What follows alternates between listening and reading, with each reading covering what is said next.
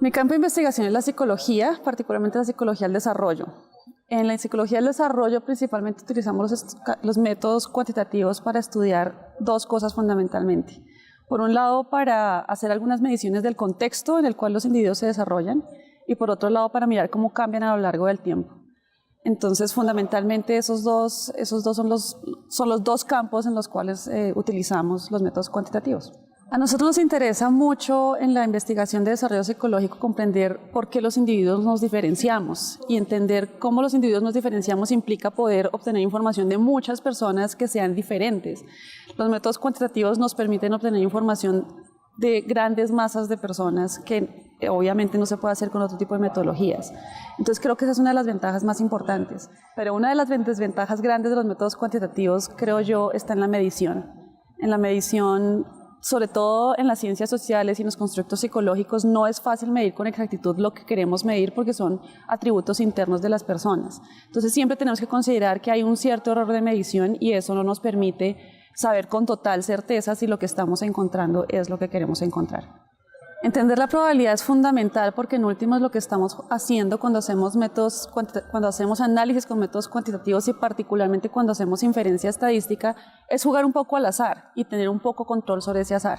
Entonces entender la probabilidad nos ayuda a saber si esa información que estamos recogiendo, que implica de alguna manera que tiene alguna contribución del azar, pues nos da cierta exactitud o no nos da exactitud frente a las inferencias que queremos hacer y las conclusiones que queremos sacar. Entonces, si no entendemos la probabilidad, claramente no vamos a saber qué tan generalizables son las conclusiones que estamos obteniendo o qué tan precisas son frente a la realidad que estamos estudiando. La inferencia estadística significa poder predecir en qué medida la información que yo estoy recogiendo en una muestra de datos puede ser representativa de una población más grande, de aquella población que estoy estudiando. En psicología del desarrollo es fundamental porque claramente las personas que hacemos investigación cuantitativa queremos poder caracterizar poblaciones completas, cómo estas personas se desarrollan, de qué manera sus contextos afectan ese desarrollo y por eso la inferencia estadística es fundamental.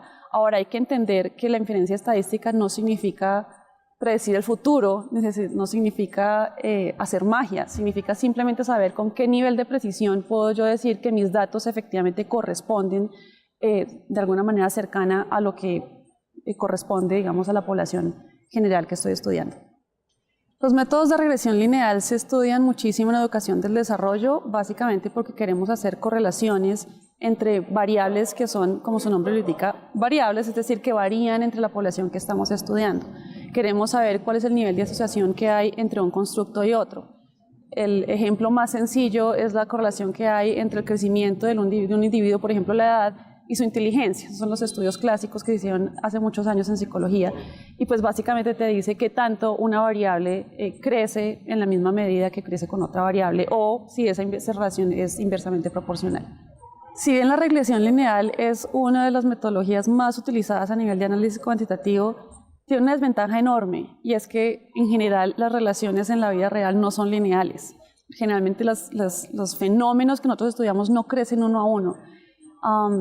Creo que esa es la dificultad, que estamos intentando modelar las realidades con una relación lineal que en la realidad no existe.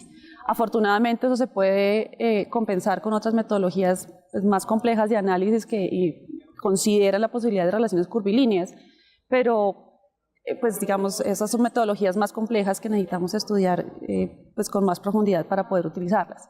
A pesar de eso, yo creo que la regresión lineal nos da suficiente información, por lo menos para tener un indicio inicial de cuál es el tipo de relación que se establece entre una variable y la otra.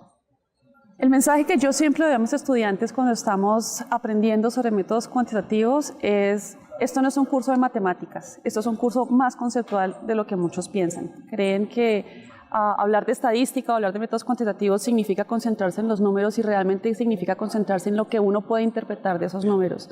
Así que yo creo que la recomendación más importante es, uno, no hay que tenerle miedo a los métodos cuantitativos porque impliquen números o matemáticas, lo único que uno necesita saber es sumar, restar, multiplicar, dividir y saber qué número es más grande que el otro.